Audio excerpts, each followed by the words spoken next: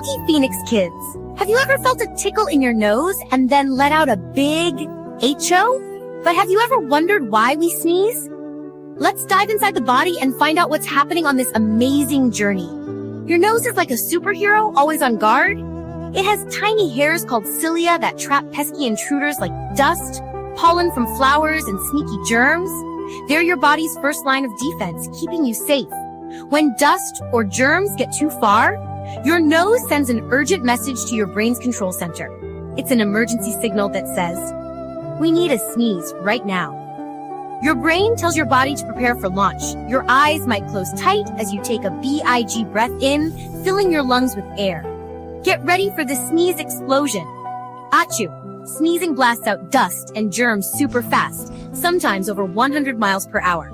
That's faster than a cheetah can run. Whoa! Your body is incredibly powerful. Fun fact, sneezes are so powerful they can travel up to 30 feet.